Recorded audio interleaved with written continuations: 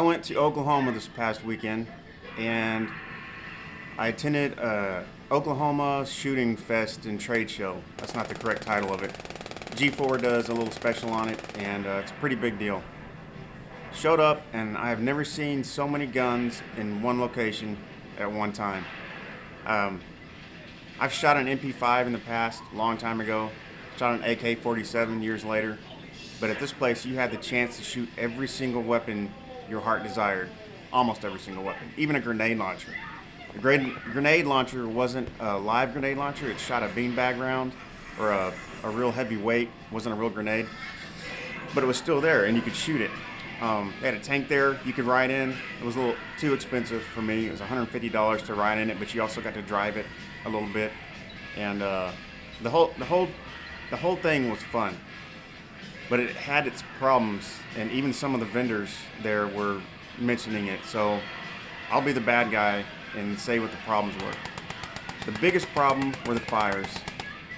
It's like they would have an hour of shooting, constant shooting, and then they would have to stop everything to cool everything down. But this time they had to also put out fires. And of course we had to stop shooting for the firemen that went out on the field. But some of these fires got so bad, I turned to my dad, who I went with, and I said, how long have we been out here? And one gap of time was from when we stopped, it was from 1 p.m. to, I think, about 3 p.m. So about 2 hours, maybe even longer. And that was just really weird. And we talked to one vendor, I won't say his name, just so I don't, burn his bridges, with the guy who holds the fest. But even he was confused with why the field wasn't pre-burned before the big event. The only thing I could think of is maybe he didn't want to burn the field because, I don't know, when you think about it, you don't want to go set your own yard on fire, but there's knowledge that the field is going to burn anyway. So just pre-burn it so you don't have to wait for those long gaps of time to put the fires out in between. I got to shoot a 50-round sniper. I forget the exact name of the rifle. I'm not a gun dude, but it was awesome. And the first time I shot it, I felt like the thing exploded around me.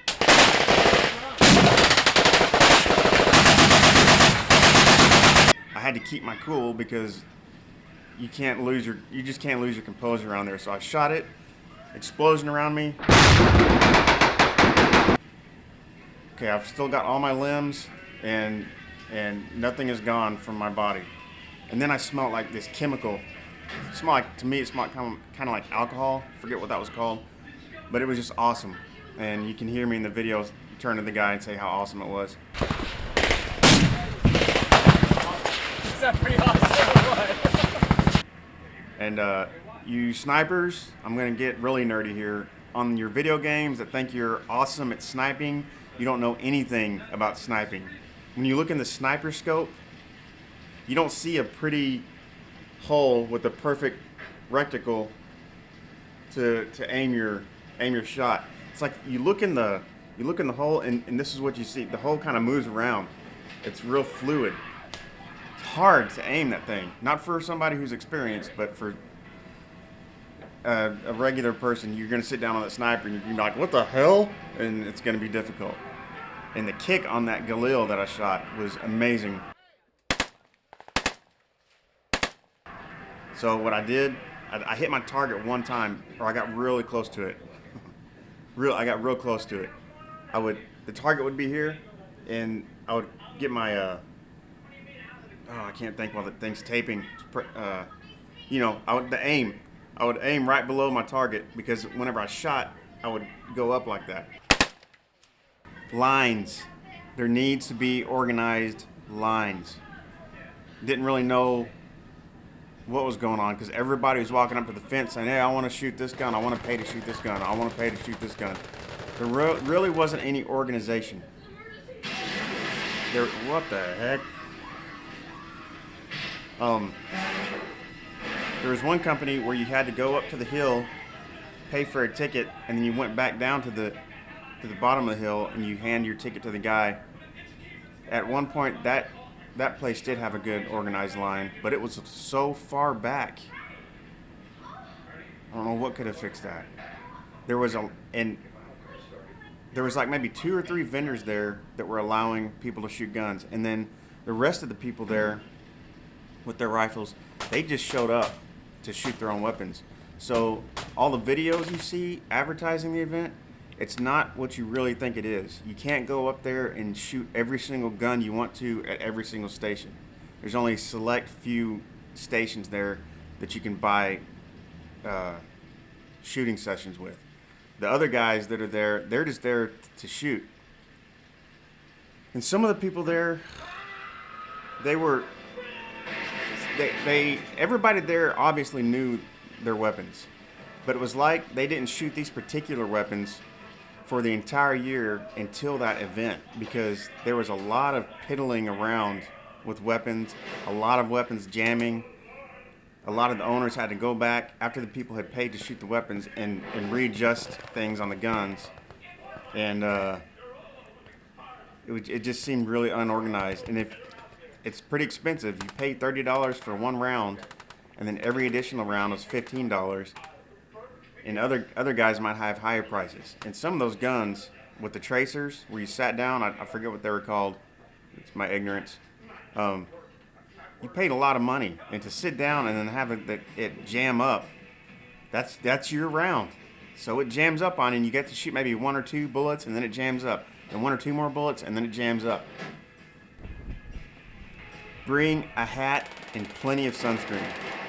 You may not be able to tell in this video, but I am very pale, and I will burn within 10 minutes of being out in the sun, especially around 2 o'clock.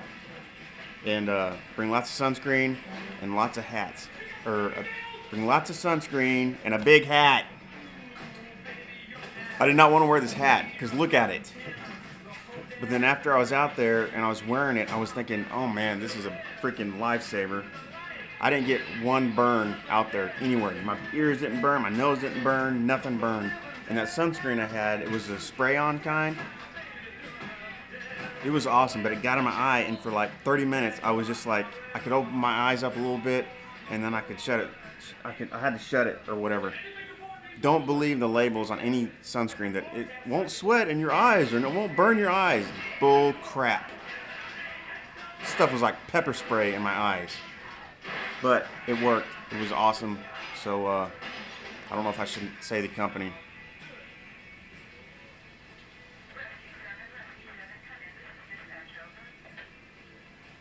So all in all, you'll be seeing like another video from G4 with Candace Bailey. She was out there.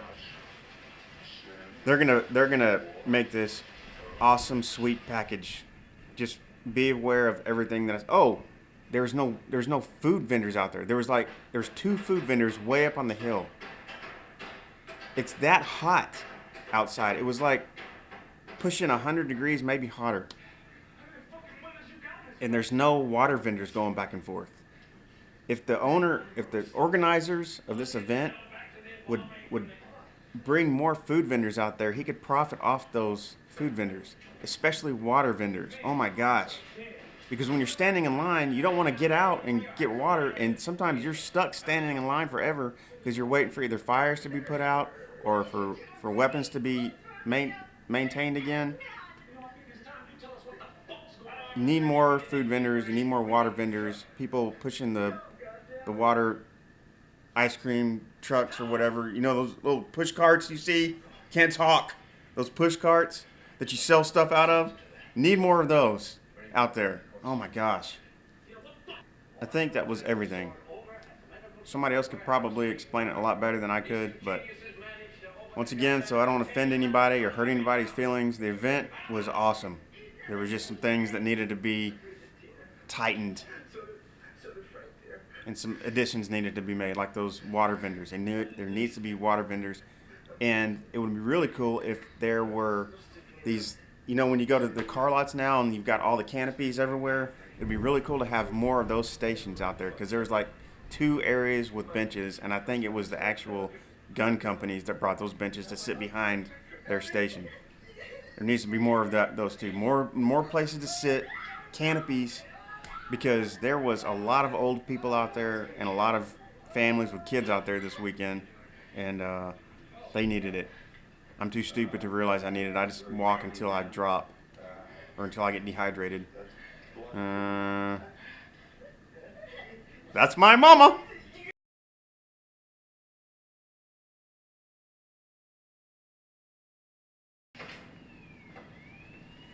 One tangent I gotta make: 80s movies were so much better than all the horror movies today because they didn't just use teenagers; they used old people, and the old guys in this movie are freaking awesome. It adds more realism to the comedy in the movies